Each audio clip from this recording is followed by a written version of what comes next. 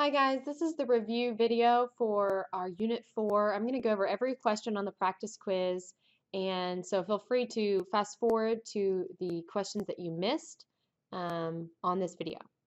So I'm going to first walk through question 1 and 2, which is asking about radiation, which radiation has the lowest frequency and which radiation has the highest frequency. To do that, I need to look at this chart. It asks about which type of radiation. So type of radiation means I'm only looking at this box right here, type of radiation. So I see higher frequency is on this side, high frequency. So gamma rays is the highest frequency. The lowest frequency is over here, and that's radio waves. The highest energy is also on this left side, so it's gamma rays, and then the lowest energy is on this other side. So if I go over to my document, it says what type of radiation has the lowest and what type of radiation has the highest. Remember that lowest was radio and the highest was gamma. Okay, now it's asking about electron emission. We learned about electron emission in 4.1. This is the nucleus, and then here are the rings around the nucleus. If I was to draw an electron normally exists on the lower energy level in the ground state. When light is absorbed, this electron will jump up. That's called absorption. But emission is when this electron falls back down. When the electron falls back down, it's got to release that light that it absorbed. So when it falls down, it releases light energy. Okay, so it releases light. And because it's releasing that light, it means it's losing the energy from that light. Okay, question 4.2 is, not question 4.2, sorry. Question 5 is using our formulas that we learned in 4.2. So on your formula chart, you have these formulas. You have C equals frequency times wavelength, and you have energy equals Planck's constant times frequency. So those two formulas will always be given to you. They're going to be on your gray laminated chart. We always know what C is. C is 3.00 times 10 to the 8th. Okay, that again is on your gray laminated chart. H is also on your laminated chart. It's 6.63 times 10 to the negative 34th. You have H and you have C. And my rule of thumb is do not use an equation until you have 2 check marks. Right now, I only have 1 check mark on each equation, so I can't use either equation. When I look at my question, it says, what is the energy of a photon? If the wavelength is this, so what else do I have? What other information have I just been given? I've just been given wavelength. So do I have 2 checks on this equation on the right? I do. So that means I can use this equation. So I'm going to go ahead and plug in C. I'm looking for F, and I'm going to plug in wavelength, which is in my formula or in my problem. Okay, and now I had solved for frequency. The question's not asking me for frequency, but I can't solve for energy until I have frequency. So I'm going to solve for that first. So in order to get frequency, I have to divide this side by wavelength and divide this side by wavelength, because whatever you do to one side of your equation, you have to do to the other. When I plug in 3.008 times 10 to the 8th power, and I divide it by 4.7 times 10 to the negative 9 power, I get this number. I get 6.38 times 10 to the 16th. So that's my frequency, that's hertz, okay? And now that I have frequency, I have 2 checks on this formula, so now I can use this formula. So, sorry, I'm kind of going everywhere. I'm going to now bring this down over here. Energy equals H, which I just told you what H was, right? We can get it from our laminated gray periodic table. It's this number. And I'm going to multiply it by my frequency that I just got. When I do that, my energy is 4.23 times 10 to the negative 17th power. And you know you've done the problem right when you have a negative exponent for energy.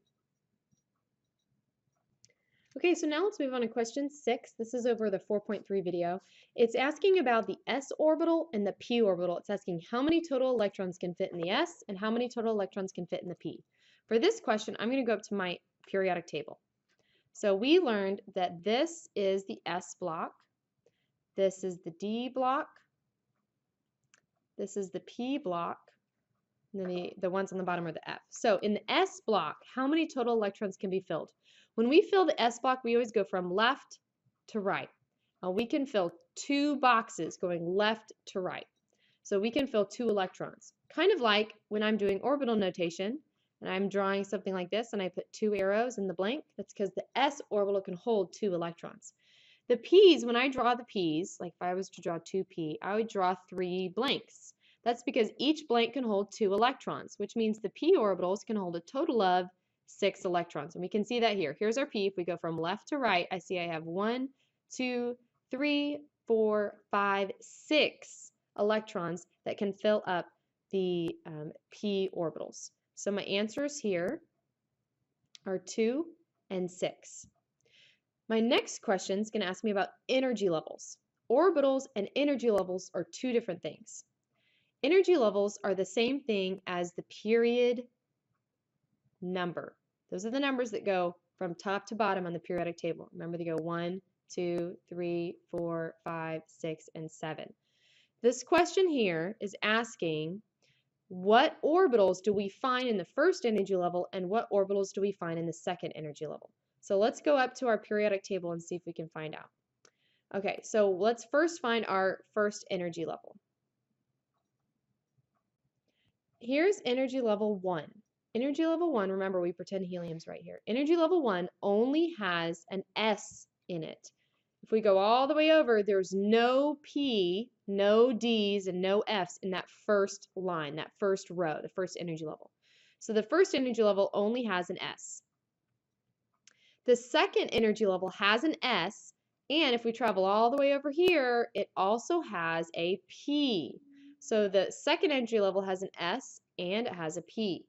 Now the next question, if we go further down, it says how many total electrons can fill these energy levels. Here's energy level 1. It has 1, 2 electrons can fit in it. That's because the S orbital can hold 2 electrons. The second energy level can hold 1, 2, 3, 4, 5, 6, 7, and 8 electrons. That's because the S can hold 2 and the P can hold 6. And since the second energy level has an S and a P, it can hold a total of 8.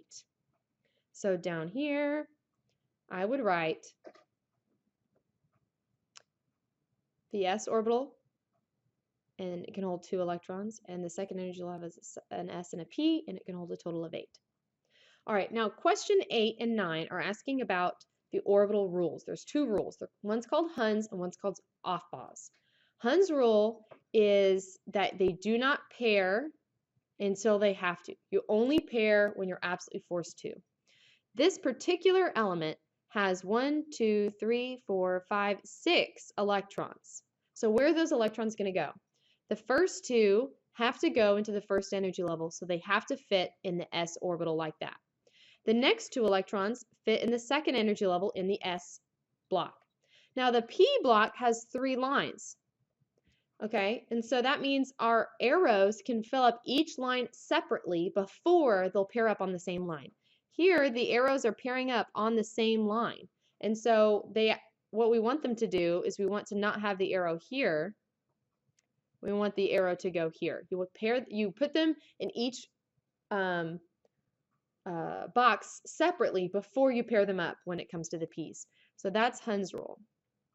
Aufbau's rule is the wrapper rule, where we start from the bottom, and now we're here because we work our way up.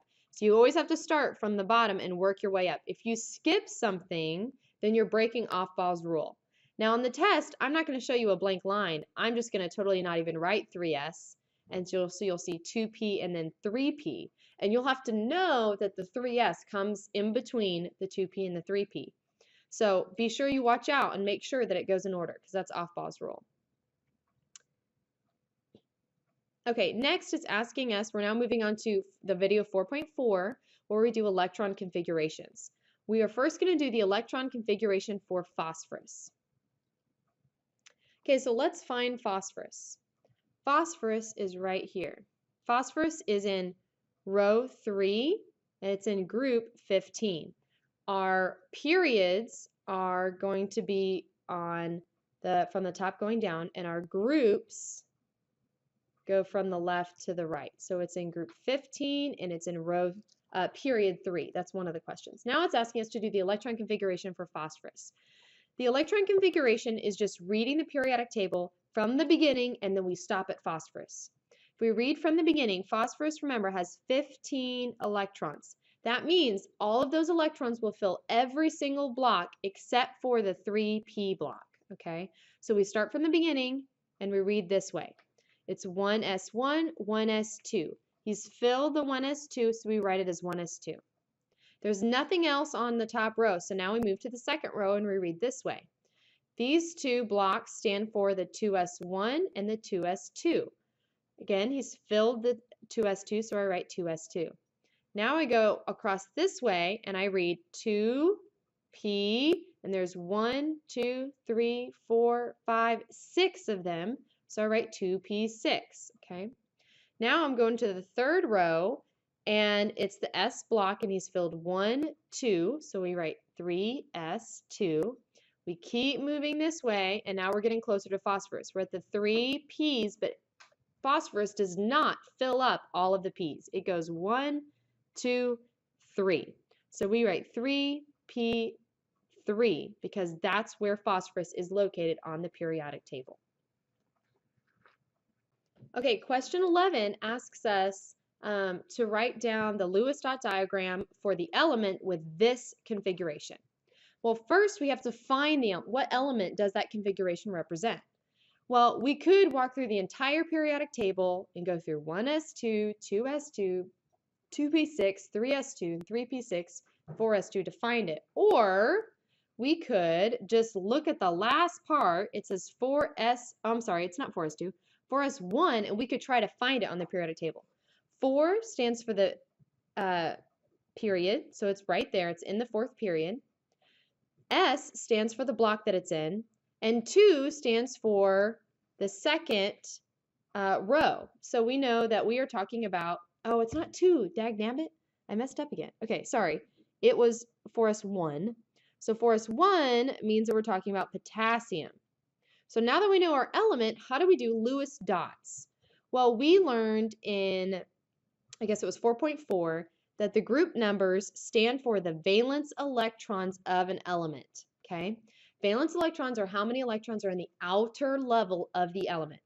Group 1 have 1 valence electron. Group 2s have 2 valence electrons.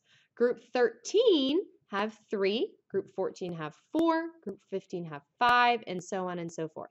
Since potassium is in group 1, it has 1 valence electron. Lewis dot diagrams are when we draw how many valence electrons the element has. So for potassium, I will draw 1 dot because it has 1 valence electron. Okay, so that's questions 10 and 11, and now we get to move on to everyone's favorite part, which is question 12. Question 12, we have to fill in this chart below based on our knowledge of the periodic table. Well, let's start with the number of valence electrons, because I just taught you guys just a second ago that the group numbers stand for the number, it looks like stand for the number of valence electrons of the element.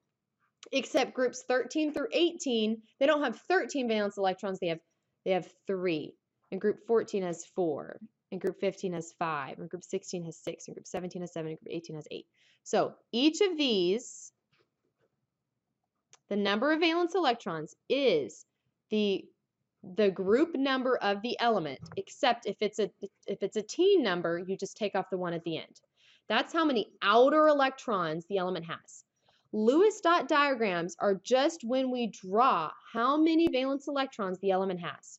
Since group 1 has 1 valence electron, I draw 1 dot. Since group 2 has 2 valence electrons, I draw 2 dots. But here's the key, you can't draw the dots right next to each other. They have to be opposite because they're following the rule that you don't pair them up unless you have to. Think of the X as being like a box, okay? So let me draw a little box here. Here's the box. One dot is going to go on each side of the box until we've used up all sides, and then you'll start pairing them together. So watch this. Group 13 has 3 dots. So I draw 1, 2, 3, and I drew them on 3 different sides. Group 14 have 4 valence electrons, so I draw 4 dots. Group 15 have 5 valence electrons, so I draw 5 dots, and the 5th dot is going to pair up with one of the electrons on one side. Group 16 has 6 dots, so 2 of them are going to be paired up. Group 17 has 7 dots, so all but one side will have paired up. Group 18 is a happy 8, which means all sides have 2 electrons on each side. So what happens? These electrons like to either have 0 valence electrons. All elements like to have either 0 valence electrons or they like to have 8 valence electrons. So right now, the only group that's happy is group 18. They're the only ones that have what they want. Every other group has to do something to get 8 valence electrons or 0. Depending on how many valence electrons the group has, they'll either want to get 0 or they'll want to get 8. Groups that only have 1, 2, or 3 outside electrons, it's easier for these groups to give up their outer electrons than it is for them to steal electrons to get to 8. So all of these groups are going to lose their electrons so that they can get 0. Group 1 will lose 1 electron. Group 2 will lose 2 electrons. Group 13 will lose 3 electrons because they all want to get to 0. Now, groups 15, 16, and 17 are all close to getting 8, right? They're closer to 8 than they are to 0. So what are they going to do to get to 8? All of them are going to try to steal or gain electrons to get 8 outer valence electrons. Group 15 is 3 electrons away from 8, so they try to gain 3 electrons. Group 16 is 2 electrons from getting 8, so they try to gain 2 electrons. Group 17 is 1 electron away from getting 8, so they gain 1 electron. What about group 14? They're weirdos. They will either try and gain 4, or they will lose 4 to get 0. Okay, they're wishy-washy. Okay, so sometimes they're +4 and sometimes they're -4. The last thing is their charge. An ion will have a positive charge if it gives away electrons, if it loses them. It will have a negative charge if it steals electrons. Think of negative as stealing being a negative thing, giving stuff away is a good thing, a positive thing. Since all these groups here give stuff away, they're all going to be positive. Group 1 is +1 because it gives away 1 electron. Group 2 is +2 because it gives away 2 electrons, and so forth.